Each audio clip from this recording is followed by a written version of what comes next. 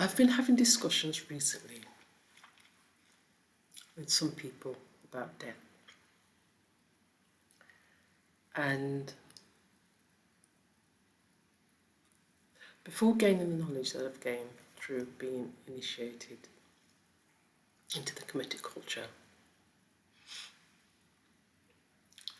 I understood where they were because I was once there. And our indoctrination, our miseducation, our values and opinions that have been given to us by the world in which we find ourselves has a strong hold over the mind. When they talk about mental slavery, oh my gosh, it's a serious thing. We are enslaved at every level of a human being. And that even includes how we think about death. Final door, when it's not. Death is just a movement into one plane into another. It's just a door. And it's not just because people feel a lot of emotions from death because someone has left them behind or someone died tragically or through illness or however someone has gone, they have gone and left people behind. And it's those people behind who struggle with the loss of someone, and that then impairs how they feel about death.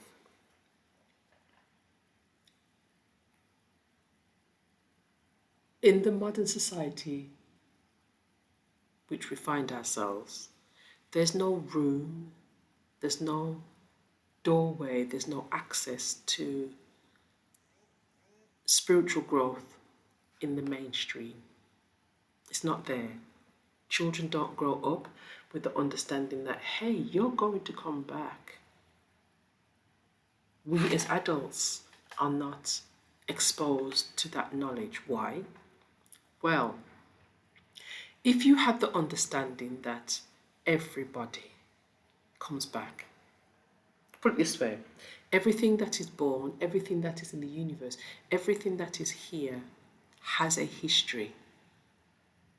Okay, it has a history. So if you're in the present, you've had a past in order to go to the future, correct? So if my spirit is everlasting, as we've been told in many religions and philosophies and ideologies, that the spirit doesn't die because it's an energy, it just transforms. What will we be after we die? And what were we before we became who we are now?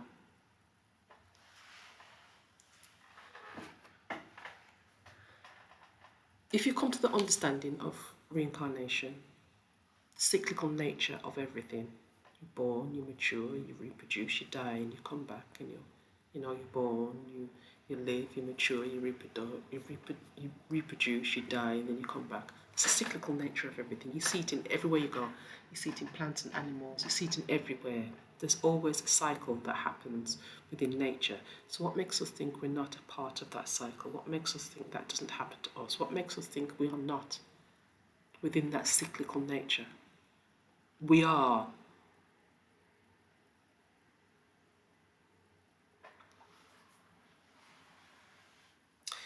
If we had the understanding, or if we were trained with the understanding of reincarnation,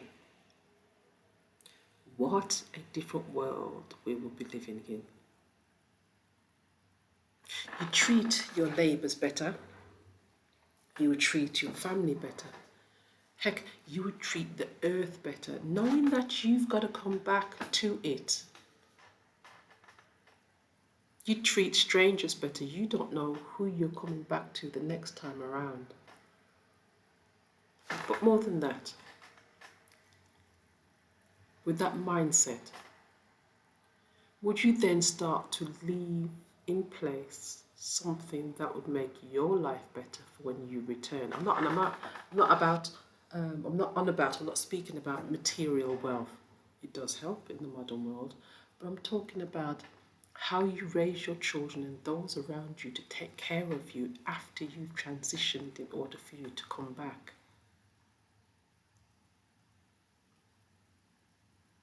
If they don't have that knowledge, how can you come back?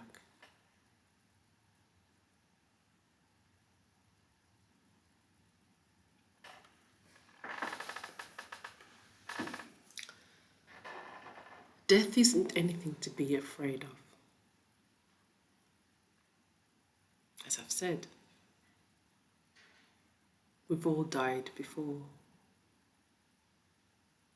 Death is a part of life. Everyone that is born here has to die.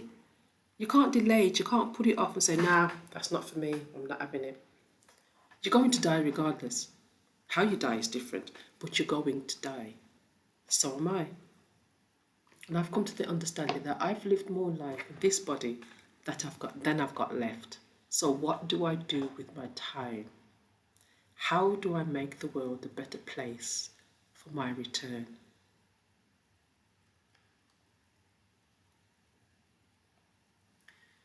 Be a part in the change of humanity. Be a part in the transformation of yourself. What will you leave for your loved ones that ensures a better future for your return?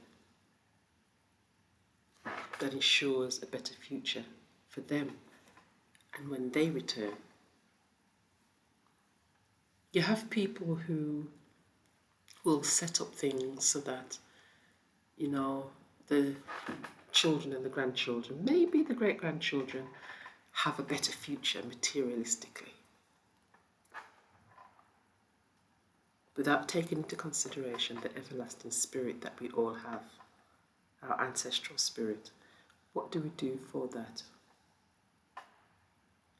In the Kemetic calendar, which is, I had one here, I've got one somewhere, but not in the room. We have a Kemetic calendar that we use, that I live by. It's so hard trying to live by that one and the Gregorian calendar that most of the Western world lives by. I'm trying to, put one underneath another, so the Kemetic calendar is on top. The Kemetic calendar has 10 days in a week, or 10 days in a decan. 3 decans or 3 weeks in a month. It is the most precise and astronomically correct calendar known to humanity. This calendar is 73,300 plus years old. I'm going to get 1 minute. And here we are. This one's last year's one. And this one kind of just, it debunks. Actually, it's this one, sorry. This one, which is this year, which debunks the, what do you call it? Horoscopes. It gives you the modern day one, but it also gives you the original and its meaning and where it is in the cosmos. This is the one from the year before. Not about calendar today now. This is the one from the year before, and this one talks about the stories of humanity.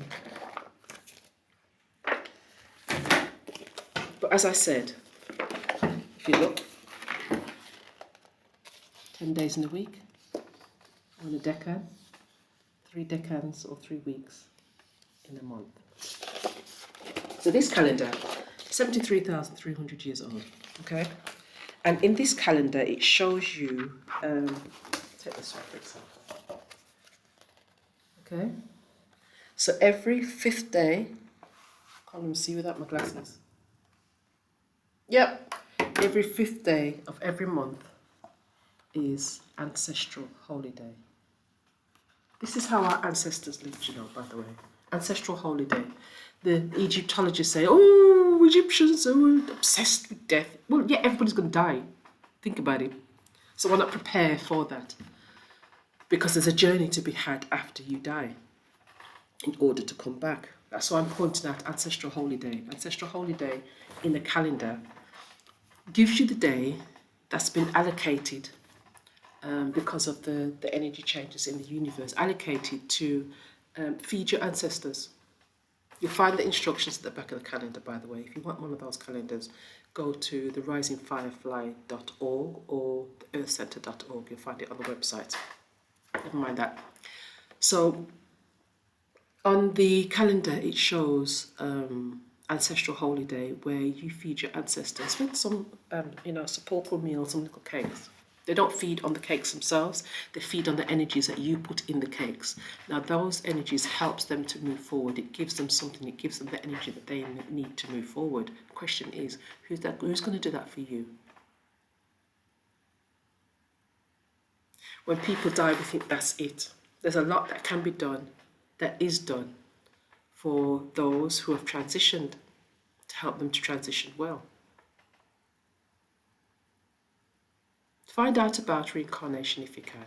As I said, go to the website www.theearthcenter.org, or you can leave your comments, or you can subscribe for more information. Death is not something to be afraid of. Learn about reincarnation. Learn about the culture that holds that knowledge, because it's very important, because learning about the culture, the Kemetic culture, also teaches you the fundamentals about life, and it stabilizes you as a person. Speak to you soon.